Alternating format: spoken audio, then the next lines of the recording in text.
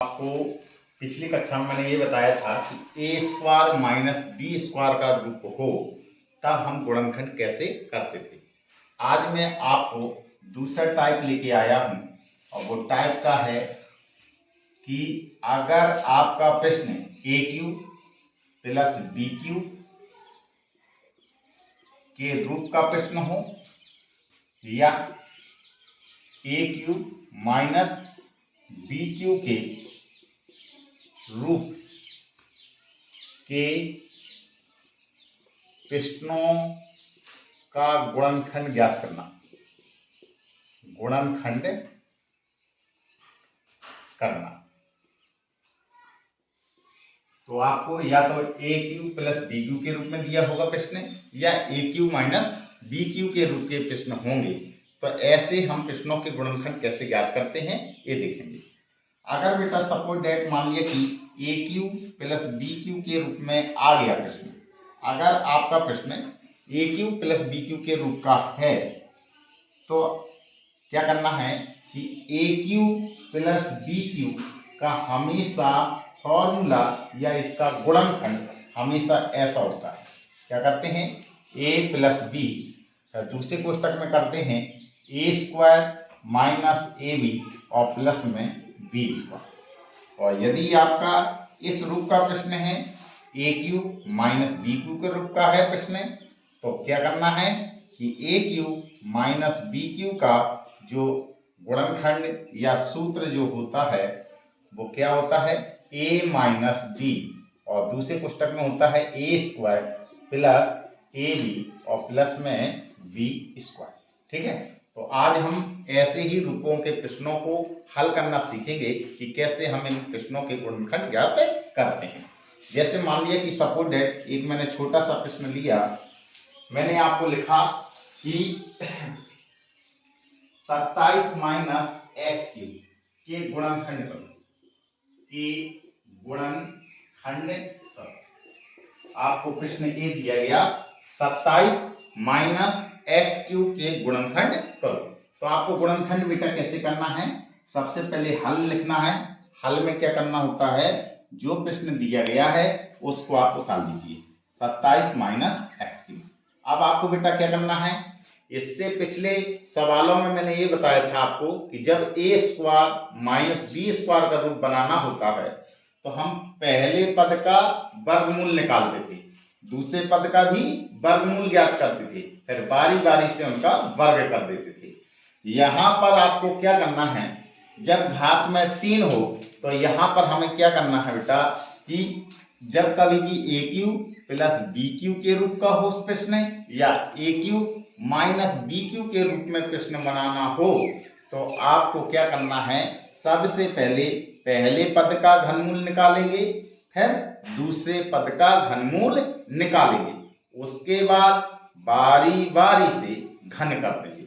तो सबसे पहले बेटा ये फर्स्ट पद है और ये आपका सेकंड पद है। तो फर्स्ट पद का क्या निकालना है, घनमूल निकालना है। तो मैं पहला प्रश्न आपको पूर्ण रूप से बताऊंगा। तो घनमूल का निशान ए होता है और यहाँ पे 27 लिख देंगे और बाद में बेटा इसका क्या करना है, घन कर देना, फिर माइनस का चिन्ह लगाएंगे। अब इसका क्या करना है, आपको एक्स क्यू लिखा, इसका बेटा आप घनमूल निकालेंगे, फिर इसका बेटा आप क्या कर देंगे, घन कर देंगे। अब आपको बेटा क्या करना है, ये सिर्फ मैं समझने के लिए ही बता रहा हूं, आपको आगे से जब भी प्रश्न लगाओगे तो आपको ए स्टेप लिखने की जरूरत नहीं है। आपको डायरेक्ट कौन सा स्टेप लिखना है, सबसे पहले 27 का घनमूल निकालिए। तो मैंने घन और घनमूल निकालना आपको पिछली कक्षाओं में बता चुका हूं कि कैसे निकालते हैं। तो 27 का घनमूल कितना होता है, 3।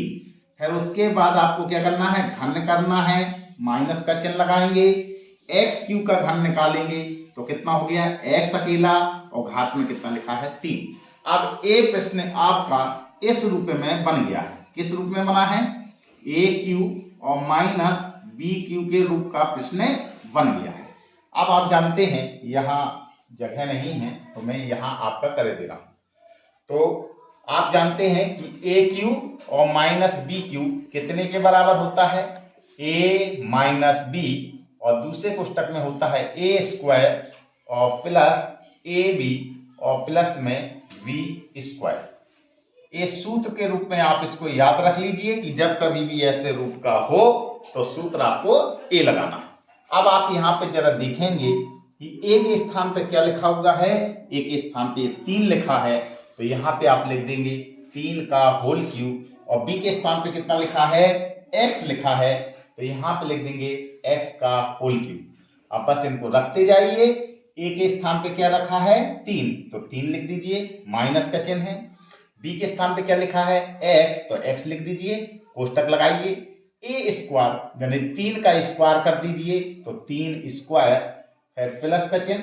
ए बी एक स्थान पे कितना लिखा है 3, और इन दोनों के बीच में कोई निशान नहीं है इसलिए गुणा मानना पड़ेगा, और बी के स्थान पे कितना लिखा है x, फिर प्लस का चिन्ह लगाएंगे, और बी के स्थान पे कितना मान है x, तो x का होल स्क्वायर। अभी प्रश्न हल नहीं हुआ है, आगे और हल करना है।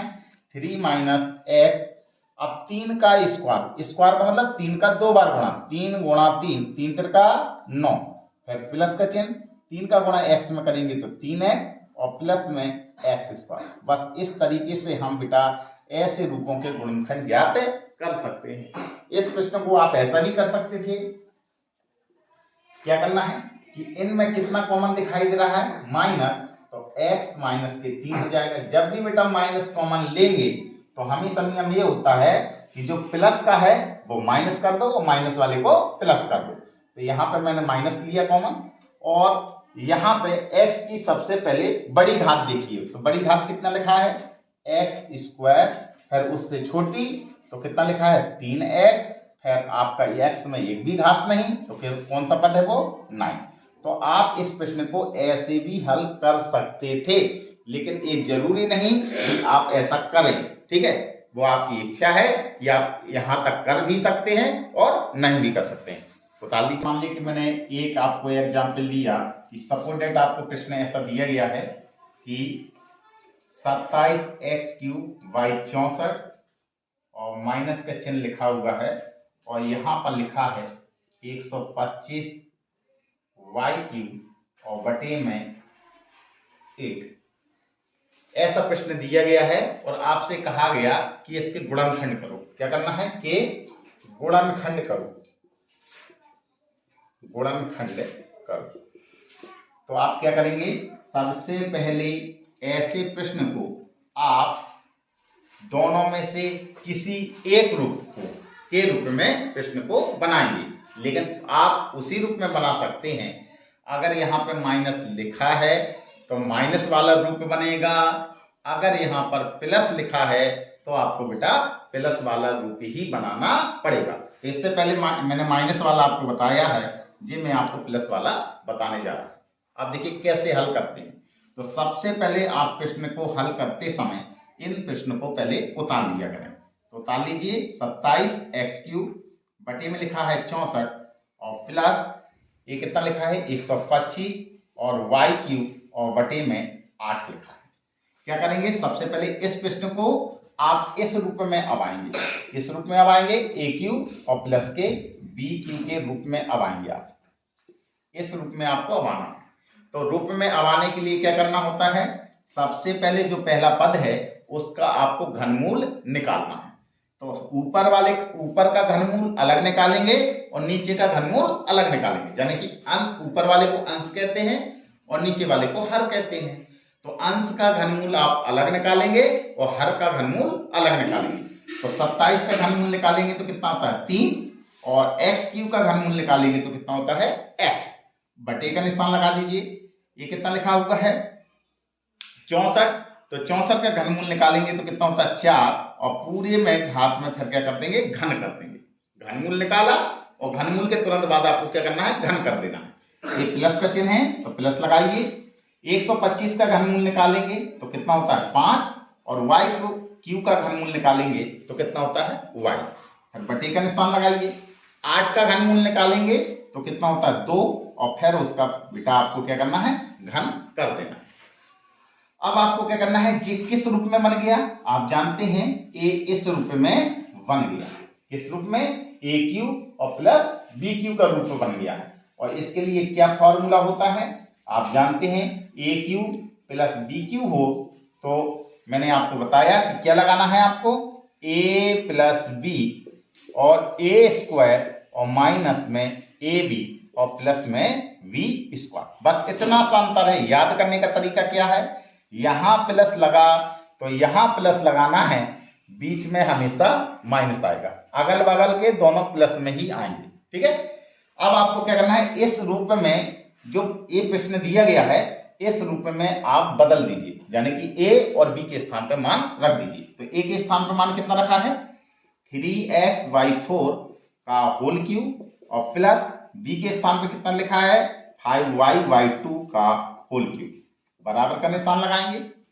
अब आप जानते हैं ए के स्थान पर कितना मान रखा है, 3x/4 प्लस बी के स्थान पर मान कितना रखा है, 5y/2। फिर दूसरा कोष्टक लगाएंगे, ए के स्थान पर कितना मान रखा है, 3x/4। तो यहाँ पे अभी आप मंझला कोष्टक लगाएंगे क्योंकि आपको स्क्वायर करना है। तो ये लिखा है 3x/4 और इसका होल स्क्वायर और फिर माइनस का चिन्ह ए बी। तो ए के स्थान पे कितना मान रखा है, 3x/4 और गुणा का निशान। बी के स्थान पे कितना मान रखा है, 5y/2 फिर प्लस का चिन्ह बी स्क्वायर। तो बी के स्थान पे मान कितना है, 5y/2 का होल स्क्वायर। फिर मंझला कोष्टक लगा देंगे, आगे हल करिए, कितना होगा जी, 3x/4 प्लस 5y/2। अब इसको हल करिए, अब आपका छोटा कोष्टक आ जाएगा क्योंकि इसको टूटना है। ठीक है, इसको हल करेंगे, 3x का होल स्क्वायर का मतलब वर्ग कर दीजिए। तो 3 का वर्ग कितना होता है, 9 और x स्क्वायर। 4 का वर्ग करेंगे तो 4 चौके 16 माइनस ऊपर नीचे के अगर कट रहे हो तो काट दीजिए, नहीं तो ऊपर का गुणा और नीचे का गुणा। तो 3 का गुणा 5 में करेंगे, 30 5 15, ये x है और ये y है, तो x और y को उतार लीजिए, नीचे का गुणा कर दीजिए आप। 4 का गुणा 2 में करेंगे, 4 दूनी 8। फिर प्लस का चिन्ह लगाएंगे, 5y का स्क्वायर करेंगे तो 5 के स्क्वायर करेंगे तो 5 25 और y के स्क्वायर करेंगे तो y स्क्वायर। फिर बटे का निशान, 2 का स्क्वायर करेंगे तो 2 दूना 4। तो इस तरीके से बेटा हम ऐसे प्रश्नों के गुणनखंड आसान रूप में कर सकते हैं। Thank you.